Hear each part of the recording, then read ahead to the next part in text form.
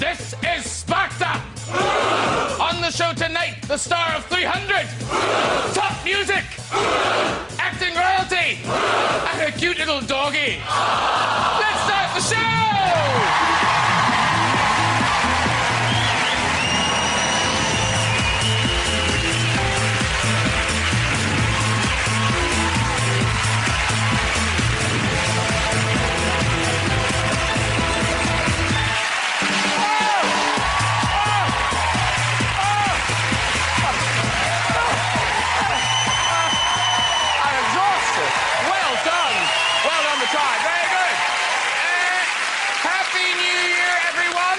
First show of 2012, and what a show it's going to be. Hollywood hunk Gerard Butler is here.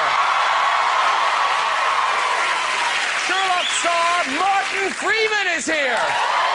Yes. Doctor Who assistant Karen Gillan is on the show. Musical superstar Noel Gallagher is here.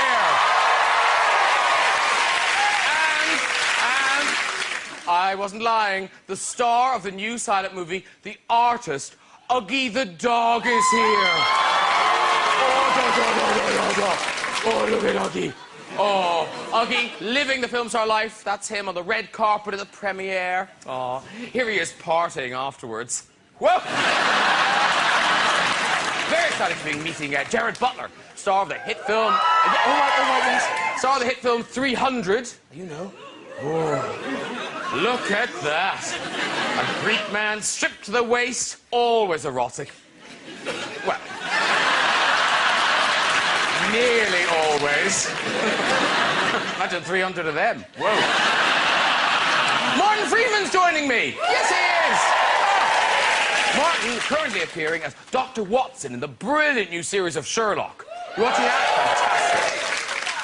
Now, the next episode is based on the Hound of the Baskervilles. Yeah, a terrifying dog that ate 2 of the Baskerville family. Yeah. Oh, I could not eat another Baskerville. The first episode was action-packed, ladies and gentlemen. Holmes and Watson had to deal with a robbery in Baker Street, a heist in Westminster, and even a snatch in Belgravia. Let's get some guests on! Later we'll be having music and chat with Noel Gallagher. But first, the doctor will see me now as Dr. Watson himself, Martin Freeman! Woo! Gorgeous! You're very welcome, sir. Have your seat. There you go. She made a big splash as Amy Bond. It's Karen Gillan! Oh! Beautiful! Hello, my darling. Sit yourself down, Karen Gillan. And at last, I've got my very own butler. It's Gerard Butler!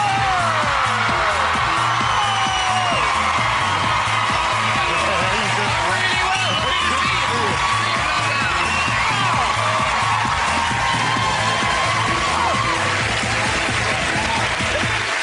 There you go. Oh, Happy New Year. Happy New Year.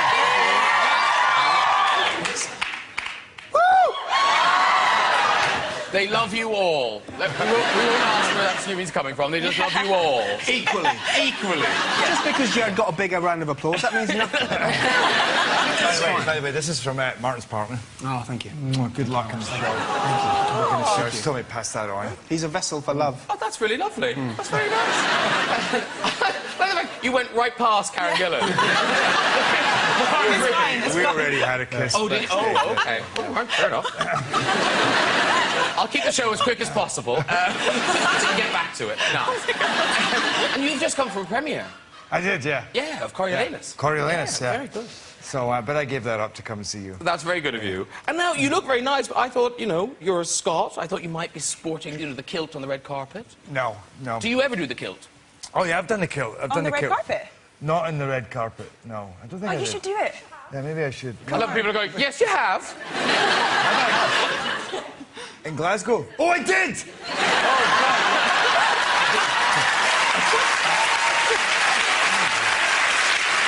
Hey, you want to answer these questions for me?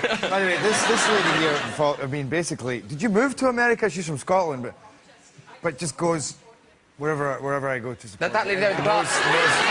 The lady knows the answers Nice. better than I do. So Okay. if I'm saying anything wrong, you'll keep me in line. Apparently she will. Yeah. Minutes into the show. Yes, you have! So I wore a kilt at my sister's wedding, though, in Paisley, Scotland, and I had to go up and do a reading, and my mother and the family were in the front row. And of course, as you know, in Scotland, there's a certain rule to wearing the kilts. And, you know, I'm sitting like this, and I look, and everybody's kneeling forward, you know, at the podium. And my mum is looking at me, and she's doing this, and she's going... I think that she's telling me to pray. And then the whole congregation is watching me, so I'm like this, and I'm looking at her, and I'm like... And I go... like this. And she's like... And then I realise that everybody is staring right up. So I'm like this, and I go. And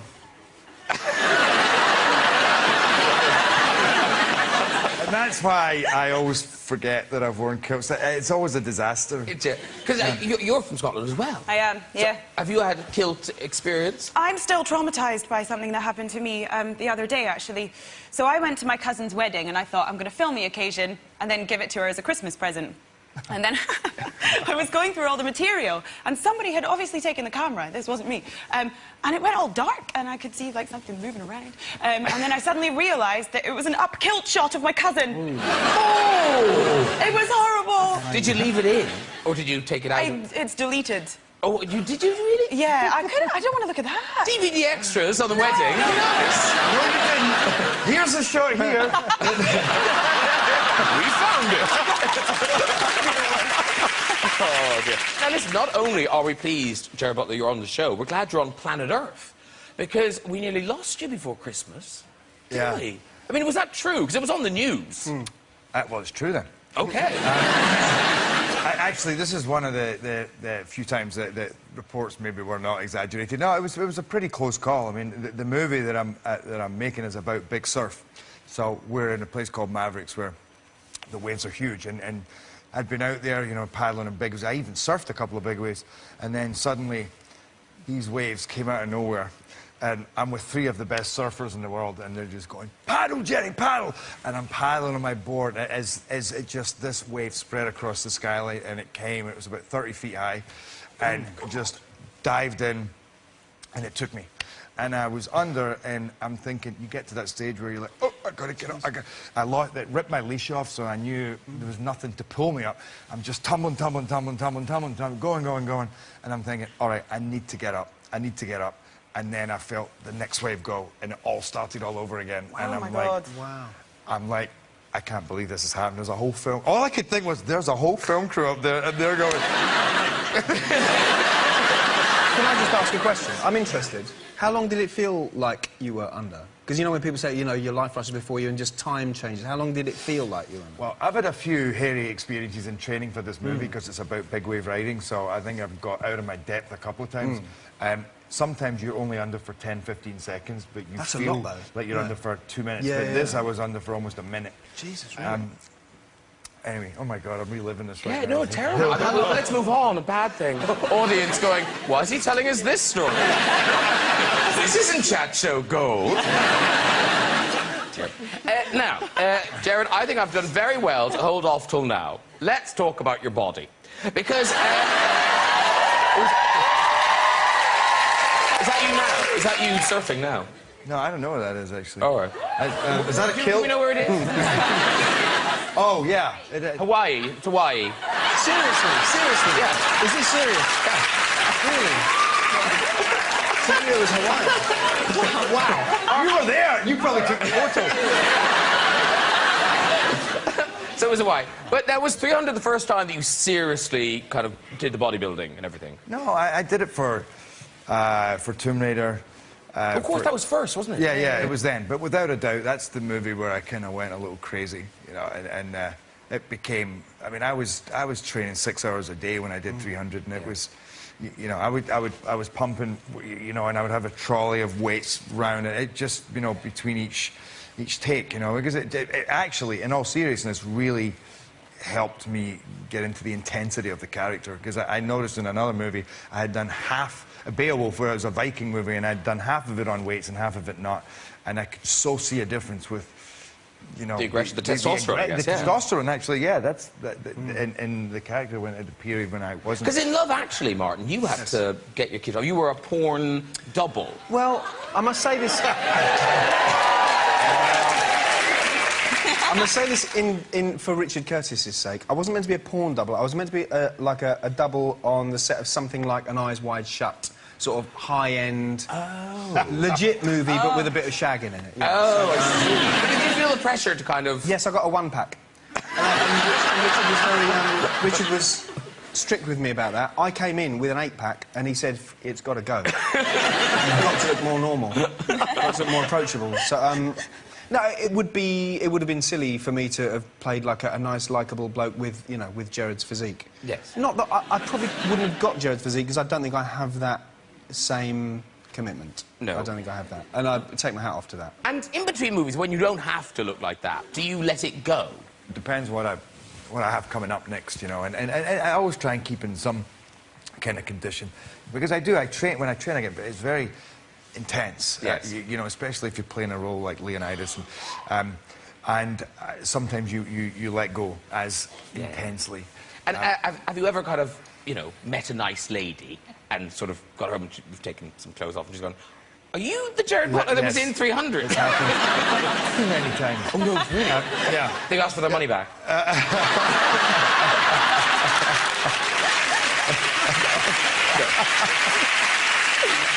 No, but guys used to come up to me and say, you know, listen, it's hard. I watch that movie and you have that body, and it's hard for me when I have, you know, I have a girlfriend, I don't have a body like that, and I'm thinking, I don't have a body like that, and I am that guy. So, you know, suddenly you see yourself by a swimming pool, and you know you're not looking at your best, and you literally, this is what happens. You see people going, oh, there's Jared.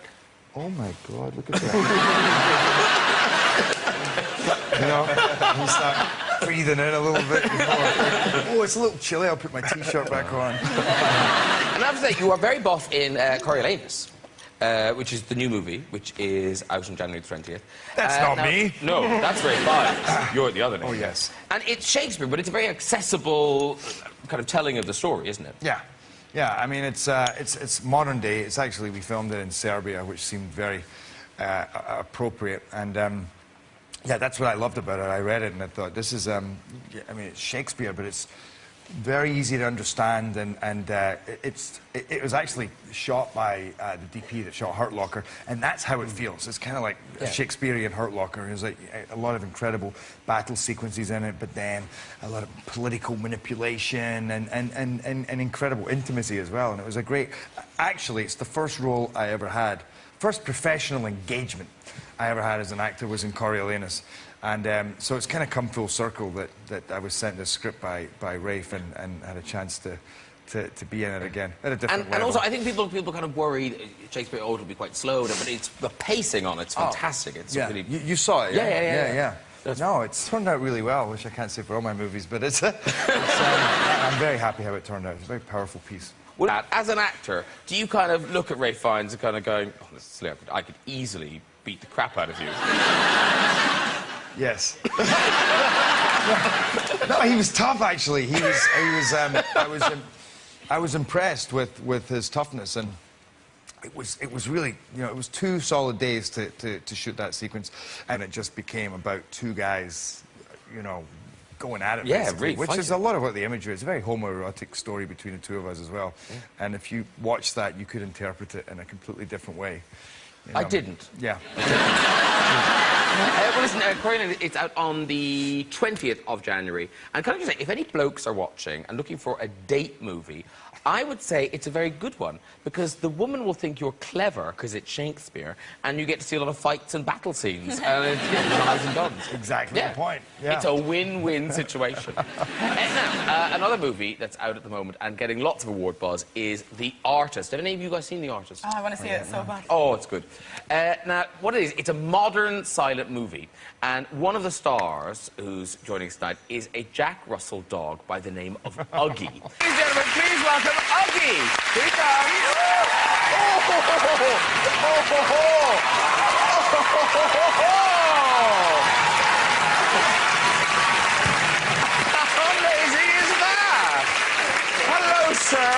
Hi, how are you? Omar Mueller. Omar. Omar is the trainer of Augie, the owner of the trainer of Augie. Hi, Augie. Hi. Hi. How are you? Oh, you're so good. Very good. Now, he's brilliant in the film. Thank you. He can do lots of things. And, by the way, I hope you didn't find that too upsetting, Gerard. It didn't bring it back, the surfing, did it? It didn't bring you to an unhappy place. It was actually quite therapeutic. There's a brilliant bit in the movie. Is that the when he said, yeah. when Yeah, the you want to see him? guns- Can Yeah, sure. So the guns go bang. Okay. Ready, Augie? Come here. Get over here. Augie, up. Walk. Bang. Bang.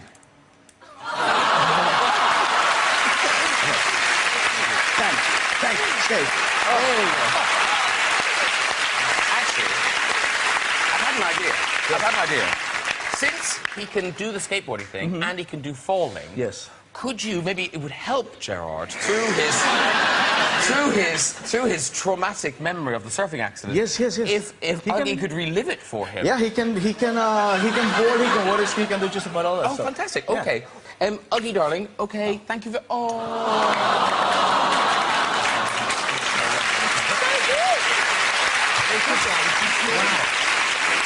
All right. Thank you very much, sir. Pleasure. We'll see Very you good. later for the surfing. Okay, very Ladies and good. gentlemen, Augie and Omar. Okay, bye.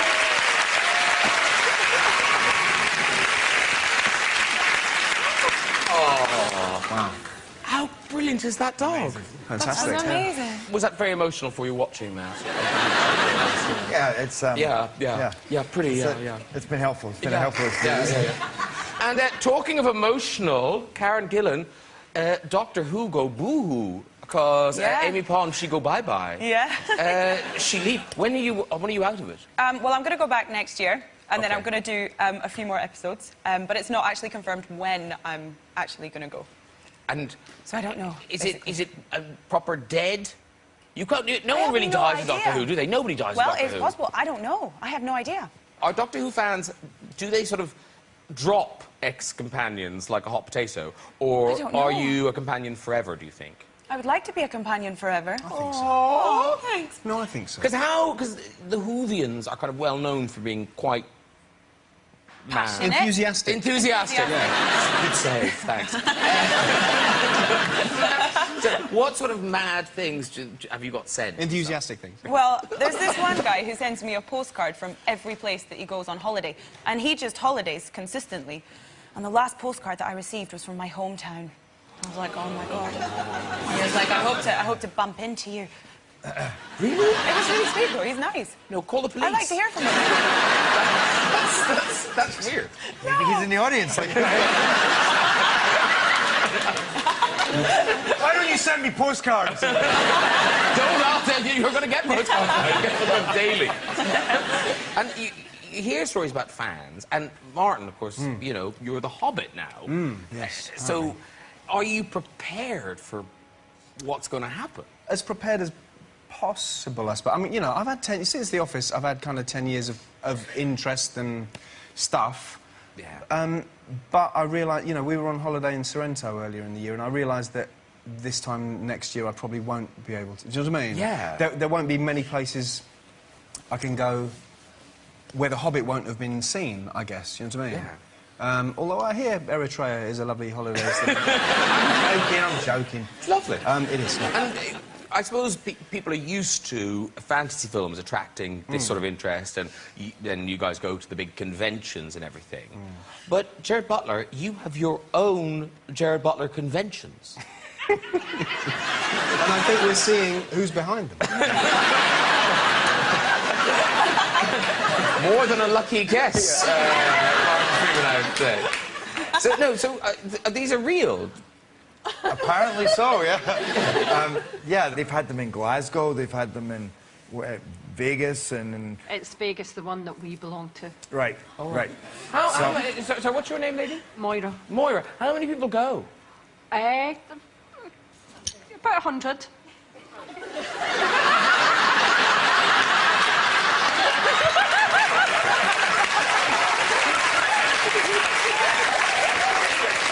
Moira. You could have talked it up a bit.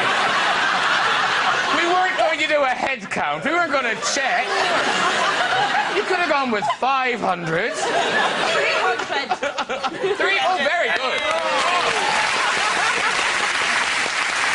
This isn't live. There's still time to change. Well, next time we'll all go. It'll be great. So listen, Carol, Impond's over, but already you've got something new. Yes. BBC4 later this month. We'll see We'll Take Manhattan. Yes. So it's about the model Jean Shrimpton and David Bailey. There's you and your co-star there, and it's based around a photo shoot that they did in Manhattan. Yeah, it's based on this one photo shoot that they did for Vogue magazine in 1962, and how together they kind of changed the face of fashion. And also had a kind of explosive love affair along the way. And, of course, Jean Shrimpton and David Bailey both still alive. Yeah, so they are. have they seen this film? Yeah, they have. And? Jean Shrimpton, she gave her consent to have it made, but then she didn't want anything more to do with it, because she's kind of quite reclusive. But she saw it, and she really liked it, and she left a voicemail saying that she thought it was really accurate. So that was the best compliment that I could have gotten. Because you were a model, weren't you? You did do modelling. For a couple of years, yeah. So did this make you miss it, or did you just kind of think, thank God I don't do that anymore? Yeah. Did you not like it at all? I mean, it was an okay way to earn money, because I was working in a pub before that, so it was good for that, but it's not something I ever aspired to do in life. And there was a couple of things I had to do, like put a bucket on my head in a casting, which was rather strange. As a model, they asked you to put a bucket over your head. Yeah, they were like, This it's makes about no the shoes. sense. Oh, it was about the shoes. Yeah, they didn't want any distractions. Well, a bucket over your head's not going to be a distraction, is it? Oh, look at the shoes of that lady with a bucket on her head. Wow. What's that clanking sound? Listen, we've got a little clip. We'll Take Manhattan is on BBC4 later this month. This is you and Nyron Barnard, your co-star, who's excellent, by the way, in action.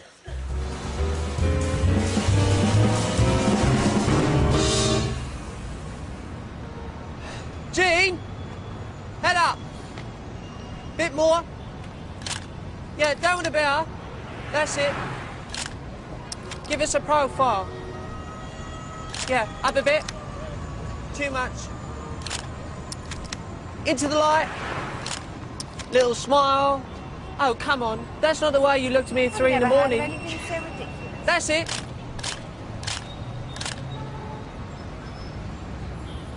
Done. Done? We're done. But what's next? Midtown? Or can we have a cup of bloody coffee? I'm freezing my tits off here. He hasn't even brought out a tripod. We haven't done anything we wanted to do. So is that okay? Yeah, of course. Taxi! Oh. Good luck with it. Congratulations, Martin Freeman. Sherlock's back, and I would say it was brilliant the last time. Thank you. But it's better. Thanks. No, well, we're really genuinely pleased about it. Yeah. Genuinely very excited about it, yeah. Now, you only make 3 at a time. Yes. Yeah. But they're very good, but... Yeah, well, they're 90 minutes. What do you want, blood? 6? Yeah, 6. I know, but it's like 3 feature films. It is. And actually, you know, when you watch them, you kind of think, wow, each one is a very good feature film. Yeah, well, I hope so. Thanks. But now, will you be able to make any more? Because you're in the biggest movie later on this year, The Hobbit, and then the second part comes out in 2013. Yes. Presumably that'll be the biggest movie that year. Yes, and there he is. Don't laugh at it. So, is that your life taken over now? You won't be able... Yeah, for a certain amount of time, I think, yeah. But the hope is, the plan is that we will do a 3rd series of Sherlock, yeah, I hope so. Oh, fantastic. There's certainly more to do, and I would like to do it. It's one of the few things I've done ever, really, where I think, well, you know, I'd like to do a lot of these, you know. It's a very nice way to spend your time. It strikes me, Martin, that Dr. Watson is the sort of character that women would be drawn to, because they want to take care of them. Have you had more female attention since playing Dr. Watson? I'm aware that there is that going on, yeah. I'm aware that there's some of that. Yeah. Yeah? Yeah. I am. Where, how? Well, it's kind of because it's weird because I spent most of the year in New Zealand, so it's not been first-hand, but you know, I've got a computer.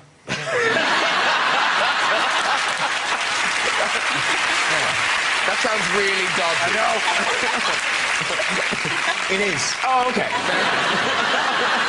Leave Uggy the dog is ready backstage to help Gerard come to terms with his surfing trauma.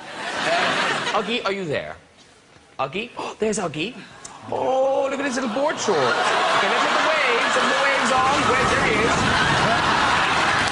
Omar. Oh, can he stand, Omar? Oh, can he stand? Can he stand? Oh, he can!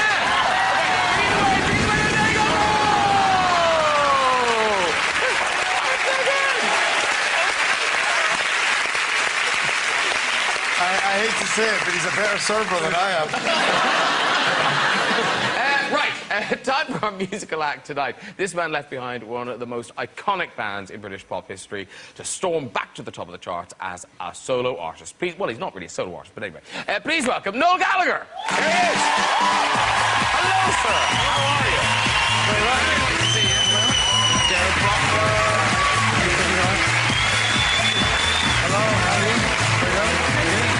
Martin down the end there. Say something. You're perching me in there. There you go. Sorry, I stupidly said you were a solo artist, but of course you're not. You're in a band. No, I'm not. Oh, I'm not solo artist. I've just got a band's name. It's Noel Gallagher's High Flying Birds. Yeah, well, that's just the name of my act. Oh, OK. Yeah, I'm a solo artist. But it's actually, it is all about you. Always. Now, congratulations. Went to #1. Which Yeah, one? was better than #2. Yeah. It must be gratifying. Well, it is, yeah. I mean, you know, if there's a chart, you might as well be top of it. These are wise words. It was great. I went to #1 the day that City beat United 6-1. And I've got to say, yeah, unbelievable day. And I was watching the game and the phone call at the same time, and I was like, brilliant. So it's kind of like the day. It was one of the best days I've ever had in my entire life. Oh, that's very good. Yeah. Now, do you guys know each other? Do any of you know each other? I've met a few times, yeah. Just met Martin before. I've never. No. I know of these two. I've seen his. I know where else you've got through. Yeah, yeah. I actually seen his film once when I was, you know, the 300, and I did what most men do. I just kind of sat watching it, going. I go to the gym. Because, Jared, you're a fan of Noel's, aren't you? Big time. Oh! Yeah. Yeah. Yeah. Is there a story behind that? Why, I do know that at my birthday... Did you know at my birthday I sang Wonderwall? Yeah, I did know. Oh, you did know that? Yeah, yeah. Oh, is that what that is? That's what Okay. I'm saying. Jesus God. It's like pulling teeth. You're a fan. What could be the link? Oh. It's my song, man. It's my song. I love it. You know, so I sing. No, I think it's my song.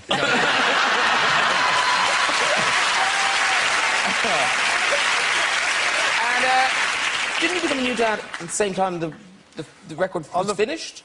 Well, on the first day of recording, I got to the studio. I'd had, like, about a year off, and I got to the studio, and it's just about to put a bass down on the first track, and the phone went, and it was Sarah, and she said, "I've got news." And I was like, oh.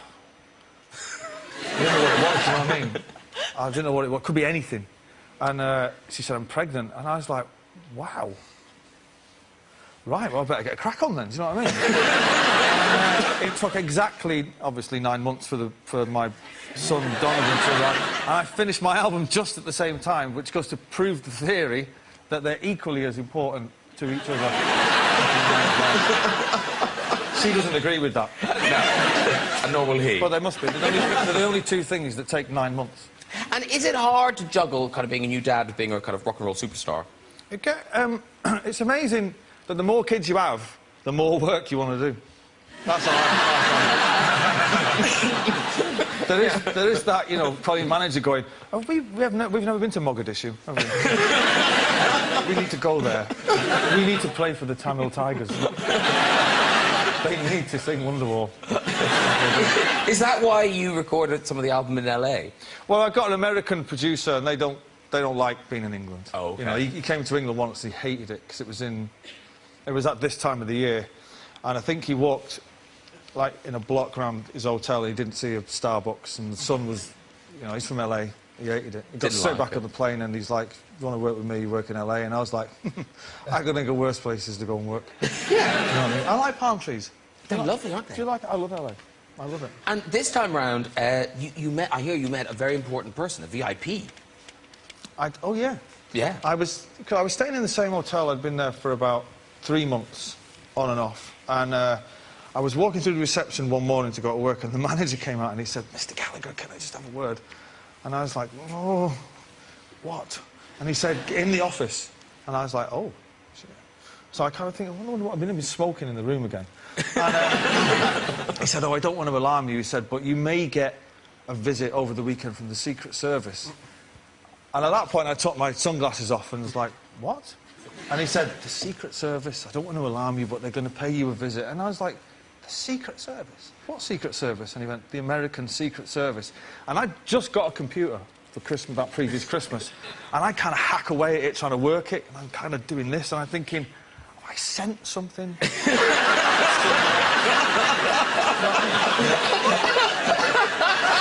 Is there someone in one of those, like, Thunderbirds big screens?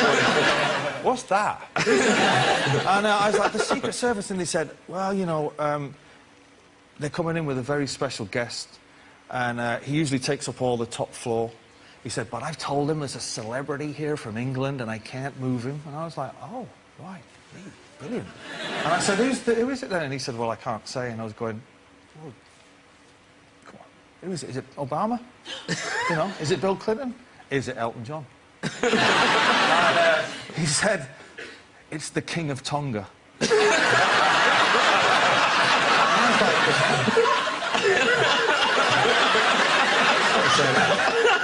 So there was just me and him on the whole of this floor and the CIA. But when I finally got to meet the king, now I don't know whether I watched too much Scooby-Doo, which I probably do, but I thought he'd have a grass skirt on.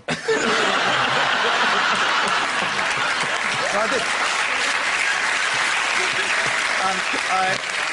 And he kind of got into the lift when I was there, and he's like, some guy from Buckinghamshire. He went, "Oh, hello, you're the rock star." And I was like, "Where are the drums?" How did you know he was the king? Did he tell you? Did he say, "I'm the King of Tonga"? He had a T-shirt on, one of those T-shirts. There's 2 security guards that said, "I'm with the King of Tonga." And so listen, what track are you singing for us tonight? I'm going to sing for you "If I Had a Gun" off my new record. Oh, very good. Is this the one that your son has done the alternative lyrics to? Yes, yes. The lyrics, quite brilliantly, go like, "If I had a gun, I'd shoot a hole into the sun." His words that he made up were, you know, "If I had a gun, I'd shoot a hole into your bum." Which is kind of... I see a future there. Yeah. Chip off the old block. He's got something. So, tonight for a story or two in the red chair. So, who's up first? Who's up first? Hello. Hi. You, the lady in the chair. We're doing this bit now. Who can you be talking to? What's your name, nice lady? Anne. Anne. And what do you do, Anne? I'm a hypnotherapist. Oh, really? See, now we're all interested. Yeah. Have you been to one? Yes, I have. Oh, really? I won't ask for why. Did it work? Yeah, it did for a little while. Okay. Worked for a little while, Anne. She's kept the receipt. She'll see you after. And where do you live, Anne? I live in Bracknell in Berkshire. She's the hypnotherapist of the Bracknell area. Well, strangely hypnotised already. Are you? Yeah. Jared's loving it. Well done. Do you know, I've been hypnotised to forget her name. Anne, that's it. Anne of Bracknell. Yes. Off you go with your story. OK, well, several years ago, I used to ride an Arab stallion in the desert in the... Hello!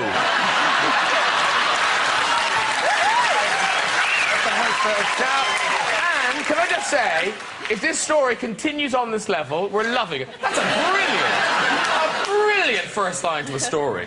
OK, so you're riding an Arab stallion in the desert. Yes, and I was always told to avoid the wild horses in the desert, but on this occasion, I didn't notice them coming up, so as they approached, one of the mares whinnied to my stallion, and my stallion whinnied back. He then pricked up his ears. In fact, he pricked up everything. So she seemed very willing, so he decided to have his wicked way with her. With you on top? With me on top.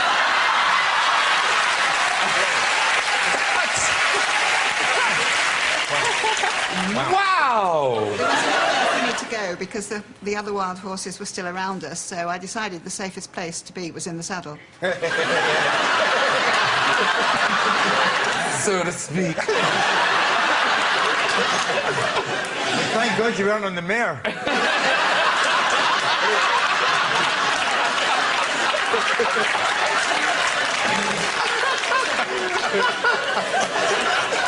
You need your own hypnotherapy after this, Hal.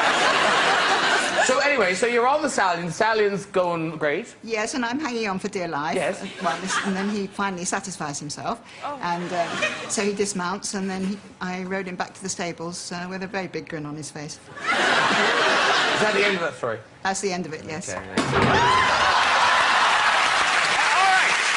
Well done, everyone. If you'd like to join us on the show and have a go in the red chair, you can contact us via our website at this address. Thank you so much to my guests tonight. Mr. Noel Gallagher, Mark Freeman, Karen Gillan, and Gerard Butler. Not forgetting Uggy the dog, ladies and gentlemen. Join me next week when I'll be joined by the one and only Madonna. Don't miss it. I'll see you then. Good night, everybody. Bye-bye.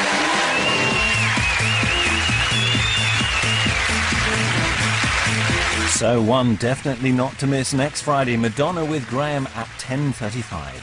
An estimated jackpot of £60 million next tonight. It could be a weekend to remember with the National Lottery Friday night draws, while on BBC 3 more comedy with Family Guy.